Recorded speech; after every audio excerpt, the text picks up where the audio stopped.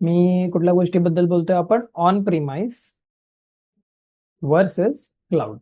On premise म्हणजे काय की त्या ऑर्गनायझेशन मध्येच तो सर्व्हर असेल, ठीक आहे. आणि क्लाउड म्हणजे बेसिकली AWS असेल, गुगल क्लाउड असेल, अज्युअर असेल, IBM, ओरॅकल, कोणताही क्लाउड असू शकतो, ठीक आहे. सो एक मला सर्व्हर लागणार आहे, तो सर्व्हर मला क्रिएट करावा लागेल. तर आता अज्युम करूया की ऍज अ डेव्हऑप्स इंजिनियर तुमच्याकडे AWS आहे. तर AWS जर असेल तर तुम्हाला असं काही एक दिसेल. आता AWS ची स्क्रीन दिसते काही माझी छोटी दिसते का मोठी दिसते की बरोबर आहे? झूम करू? बरोबर आहे. दिसते बरोबर. दिसते, ठीक आहे. सो आता इकडे जर मला एखादा सर्व्हर मला क्रिएट करायचं असेल ना, तर मॅन्युअल प्रोसेस पहिला डिस्कस करूया. मॅन्युअल प्रोसेसमध्ये मी काय करतो की इथे मी लॉन्च इन्स्टन्स वरती क्लिक करणार. इन्स्टन्स म्हणजेच सर्व्हर, सर्व्हर म्हणजेच इन्स्टन्स. आता जर तुम्ही गुगल क्लाउडचं जर बोलला तर तिथे कम्प्युट इंजिन किंवा कम्प्युट इन्स्टन्स बोलतात. जर आपण AWS ची गोष्ट केली तर त्याला इन्स्टन्स बोलतात. सो आता एक टर्मिनॉलॉजी वेगळा, बट अंडर द हुड एकच काम करतो. सो इकडे मी आता काय करतो, माझ्या सर्व्हरचं नाव देतो. लेट्स से की डेमो सर्व्हर म्हणून नाव दिलं, ठीक आहे. इकडे डेमो सर्व्हर असं नाव देऊया. आता मला उबुंटूचा सर्व्हर पाहिजे.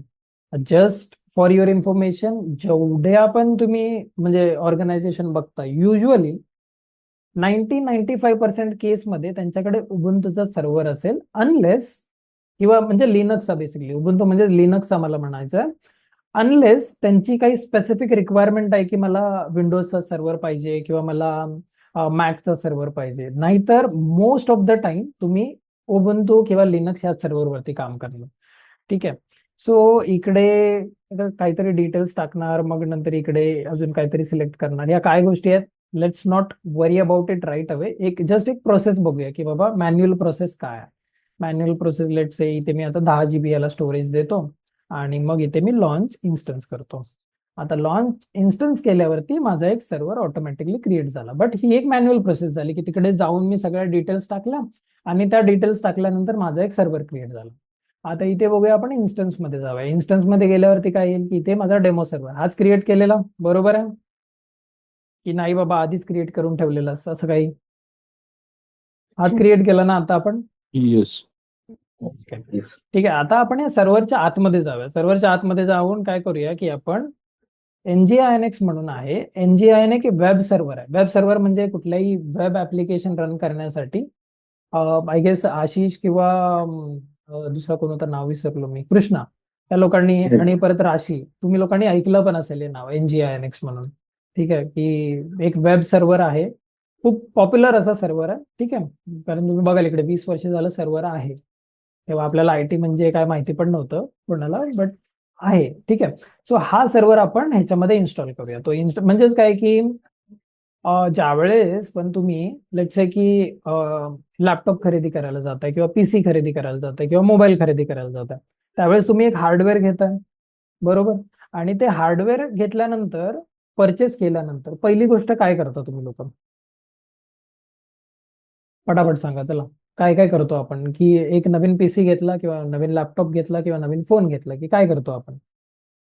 फीचर्स चेक करतो आपण, त्याचे रॅम चेक करतो किती आहे काय आहे. बरोबर. मग क्वालिटी तेवढं चेक, कॅमेरा अं, चेक करतो. बरोबर. आणि त्याच्यानंतर आपण ऍप्लिकेशन इन्स्टॉल करतो त्याच्यावरती की बाबा व्हॉट्सअप पाहिजे मला, किंवा क्रोम जर नसेल तर क्रोम टाकूया, किंवा जर माझं कोणतं जर आता जावा डेव्हलपर आहे तर जावा डेव्हलपर रिलेटेड टूल्स टाकेन. हे आउट ऑफ द बॉक्स मिळत नाहीत की कोणाला मिळतात, नाही मिळत ना, की नाही. नवीन लॅपटॉप नवीन फोन वगैरे घेतल्यावरती असं. तर काही काही ऍप्लिकेशन्स आहेत, त्या काय ऍप्लिकेशन आपल्याला त्याच्यामध्ये इन्स्टॉल करावे लागतात, ठीक आहे. तर आता आपण काय केलं की ते हार्डवेअर तर घेतला आपण. हा माझा सर्व्हर म्हणजे काय की हार्डवेअर. रात्री म्यूट, हा थँक्यू, थोडासा नॉईज होता. ठीक आहे, हा सर्व्हर म्हणजे मी एक हार्डवेअर तर घेतला. आता हा हार्डवेअर घेतल्यानंतर याच्यामध्ये मला सॉफ्टवेअर इन्स्टॉल पण करावं लागणार आहे. तर त्याच्यासाठी मला माहिती आहे की बाबा ह्या सर्व्हरमध्ये माझ्या ऍप्लिकेशन रन करायचे आहेत मला. तर ऍप्लिकेशन रन करण्यासाठी मी NGINX वापरणार आहे, तर मी NGINX याच्यामध्ये इन्स्टॉल करतो. सो इन्स्टॉल करण्यासाठी काय करणार की मी इकडे कनेक्ट करतो. कनेक्ट करून झाल्यानंतर आपण काय करूया, ठीक आहे, पहिलं SSH होऊ दे याच्यामध्ये, आणि एक थोड्याफार एक उबुंटूच्या कमांड्स आपल्याला याच्यावरती रन करावे लागतील. नॉर्मली विंडोजमध्ये काय करतो आपण, त्या वेबसाईटवरती जातो, डाउनलोड करतो, EXE डाउनलोड झाली की नेक्स्ट नेक्स्ट करून इन्स्टॉल करतो. बट या केसमध्ये आपण काय करणार, की sudo पहिला अपडेट करूया, apt get update. Phone update करताना आउट ऑफ द बॉक्स ज्यावेळेस काढतो सेटिंग मध्ये जाऊन पहिला अपडेट करतो, बरोबर ना? हे कोणी नाही करत, नसेल करत असेल तर करा पहिलं ते. ओके, सो मी आता काय करतो, पहिला अपडेट केला मी माझा सर्व्हर म्हणजे बेसिकली सर्व्हरमध्ये उबुंटू ऑपरेटिंग सिस्टम होती, ती ऑपरेटिंग सिस्टम मी पहिला अपडेट केली. आता ही अपडेट केल्यानंतर मी काय करेन की इकडे nginx नावाचा एक सर्व्हर इन्स्टॉल करेन. त्याच्यासाठी पण माझ्याकडे कमांड आहे sudo apt get install nginx. ही मग कमांड काय आहे, कशी वर्क करते, आता काही एक त्याच्यावरती फोकस करू नका, जस्ट की आपण काय करतोय त्याच्यावरती एक लक्ष द्या फक्त. ठीक आहे, nginx इन्स्टॉल केला.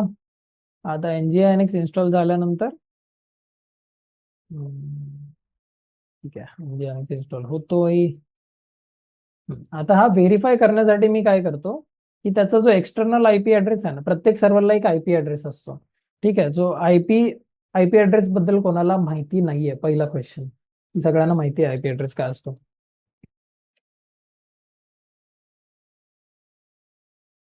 माहितीये. ओके, बाकीचे येस, माहिती आहे. माहिती आहे. ठीक आहे, मी अजून करतोय की सगळ्यांना माहिती आहे म्हणून. तर मी आता हे व्हेरीफाय करण्यासाठी काय करणार की इकडून कुठे गेलो मी, हा इथून आयपी ऍड्रेस कॉपी केला. आयपी ऍड्रेस कॉपी करून आपण इकडे http:// आयपी ऍड्रेस टाकला, आलं. दॅट मीन्स माझा nginx चा सर्व्हर आता सक्सेसफुली इकडे इन्स्टॉल झालेला आहे, बरोबर? हे आलं म्हणजे क्लिअर आहे इथपर्यंत? काही क्वेश्चन्स, काही डाऊट्स? नाही. ओके ओके, ठीक आहे. सो आता ही प्रोसेस आपण मॅन्युअली केली.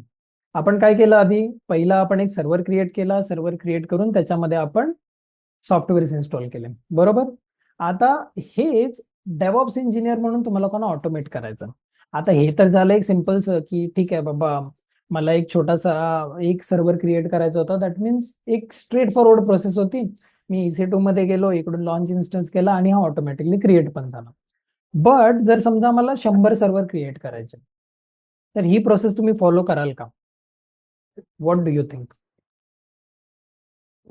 नाही, काहीतरी ऑटोमेशन करावं लागेल. बरोबर. बाकीचं कोणाचं काही आन्सर आहे की नाही बाबा मी करेन, माझ्याकडे भरपूर टाइम आहे, मस्तपैकी आरामात टाइम घेऊन करणार या गोष्टी? नाही करत कोणीच? Okay, very good. ठीक आहे, तर पहिला हा मी सर्व्हर डिलीट करतो, याची गरज नाहीये आपल्याला, कारण याचे पैसे लागतात. ठीक आहे, तो आपण डिलीट करून टाकूया. फ्री टियर मध्ये आहे म्हणून पैसे नाही लागत, बट जस्ट एक सेफ साईड की जर काम झालंय तर डिलीट करून टाकायचं, फ्री टियर मध्ये जरी असलो तरी. ठीक आहे, आता इथे इन्स्टन्स स्टेट शटिंग डाऊन आहे, टर्मिनेटेड आलं म्हणजे हा सर्व्हर आपण डिलीट केलेला.